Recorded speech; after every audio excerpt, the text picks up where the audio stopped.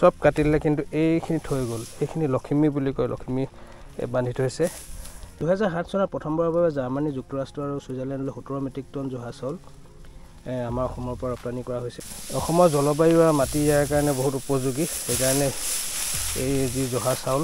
জহা ধানৰ যিটো জিঅ'গ্ৰাফিকেল ইণ্ডিকেশ্যন ভৌগোলিক স্বীকৃতি সেই স্বীকৃতিৰ বাবে অসমৰ পৰা আবেদন কৰা হৈছিলে সেই আবেদন মৰ্মে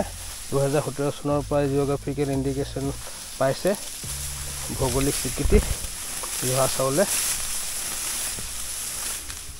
শুনটো ল'বা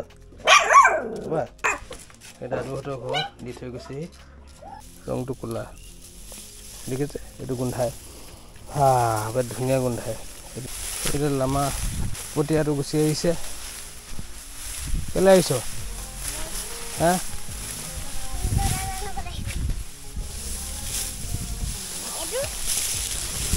নালাগে কৰিব থ ফুলে খুচিব তাতে থ এই জহা চাউল বুটলি আছোঁ আমি জহা চাউলৰ বিষয়ে আপোনালোকে জানেনে সুগন্ধিত অসমৰ এইটো ভৌগোলিক স্বীকৃতি আছে জহা চাউলৰ এই বিষয়ে আপোনালোকক জনাই আছোঁ ৰ'ব শুনক ভালদৰে অসমৰ মাটি আৰু জলবায়ু এই জহা ধানৰ কাৰণে বহুত উপযোগী সেইকাৰণে এইটো খেতি আমাৰ ইয়াত চবতকৈ বেছি হয় আৰু জহা চাউলত যথেষ্ট পৰিমাণে প্ৰাকৃতিক সুগন্ধি 2-এচিটাইল 1-পাইৰলাইন থাকে কাৰণে জহা চাউলবিধ অলপ গোন্ধযুক্ত নিজস্ব গোন্ধ আছে এই জহা চাউল এই বাহিৰতো ৰপ্তানি কৰা হয় 2007 চনত প্ৰথমবাৰৰ বাবে জাৰ্মানী যুক্তৰাষ্ট্ৰ আৰু ছুইজাৰলেণ্ডলৈ 17 মেট্ৰিক টন জহা চাউল ৰপ্তানি কৰা হৈছিলে এইখিনি লখিমীৰ ধান দেখিছে বান্ধি থৈছে বাকীবোৰ কটা হৈ গ'ল গোটেই পথাৰ কটাৰ পিছত শেষৰ থৈ দিয়া হয় সেইখিনিয়ে লখিমী ঘৰলৈ নিয়া হয় কলপাতত ধুনীয়াকৈ বান্ধি আৰু চিধা ভঁৰাললৈ নিব লাগে ইফালে চাব নোৱাৰে যিয়ে লৈ যায় মূৰত উঠাই লৈ যাব লাগে লখিমী নিয়া বুলি কয় প্ৰত্যেক বছৰে কৰা হয় বিশেষকৈ সৰু ল'ৰা ছোৱালীসকলক দিয়া হয় এই দায়িত্ব জহা চাউলৰ বিষয়ে যদি অধিক জানিবলৈ মন যায় ইতিহাসৰ পাত লুটিয়াওঁ 4ৰ্থ শতিকাত মাধৱ কন্দলীয়ে ৰচনা কৰা সপ্তকাণ্ড ৰামায়ণত খৰিকা জহাৰ কথা উল্লেখ আছে 2007 চনত বাহিৰলৈ 17 মেট্ৰিক টন জহা চাউল ৰপ্তানি কৰা হৈছিল কিন্তু 2008 চনৰ এপ্ৰিলত বাসমতি চাউলৰ বাদে আন চাউলৰ ৰপ্তানিত কেন্দ্ৰীয় চৰকাৰে নিষেধাজ্ঞা জাৰি কৰিছিল আৰু সেইকাৰণে অসমে 33 মেট্ৰিক টন জহা চাউল যি ৰপ্তানি কৰিব লগা আছিল সেই ৰপ্তানি চুক্তি বাতিল কৰিব লগা হৈছিল পাছে 2011 চনত এই নিষেধাজ্ঞা উঠাই লৈছিল কেন্দ্ৰীয় চৰকাৰে 2013 চনত অসম কৃষি বিশ্ববিদ্যালয়ে জহা চাউলক ভৌগোলিক স্বীকৃতি দিবলৈ চেন্নাইত অৱস্থিত ভৌগোলিক স্বীকৃতি পঞ্জীয়কৰ উদ্দেশ্যে এক বিতং প্ৰস্তাৱ প্ৰস্তুত কৰি উলিয়াইছিল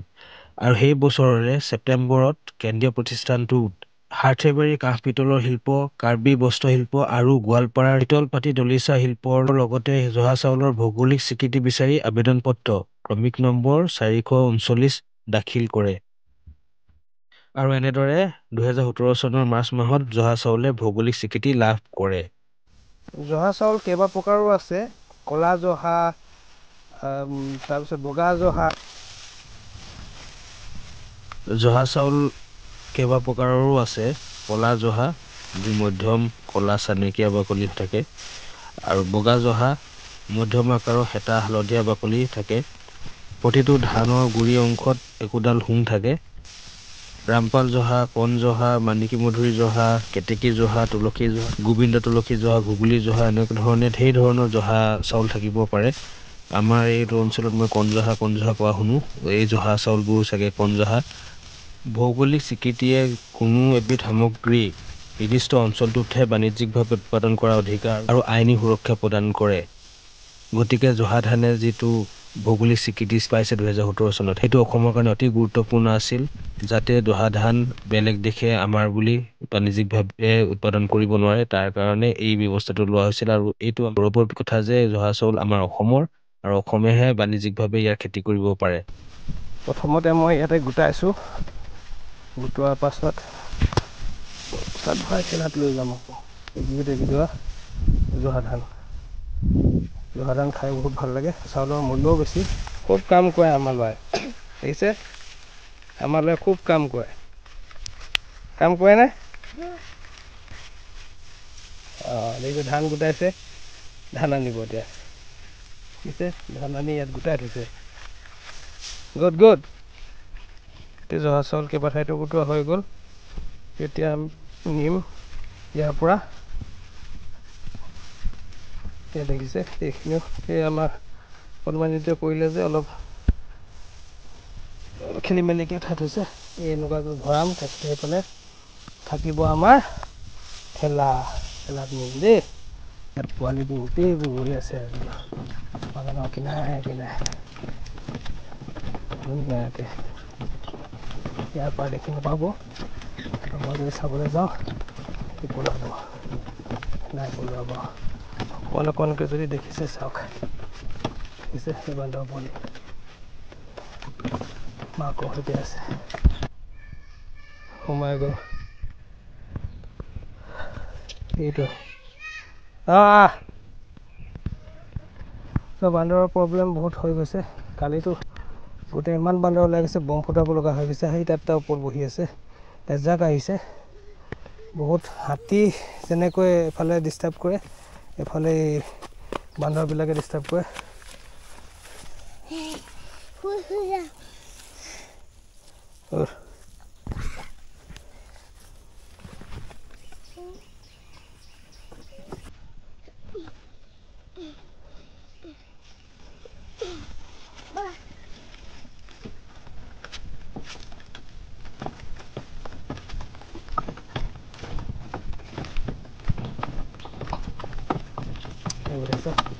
যোৱাত উঠি আছে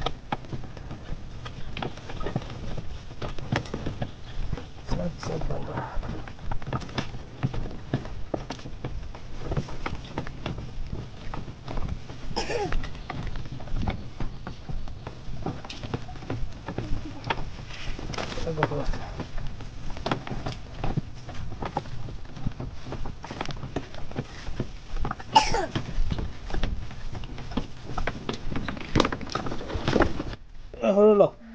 এইটো নতুন পোৱালি দুলীয়াজনৰ টাউনৰ হয় টাউনৰ পৰা ঘৰ গ'লে সেই এতিয়া চব আছে দেখিছেনে কেইটামান দি দিম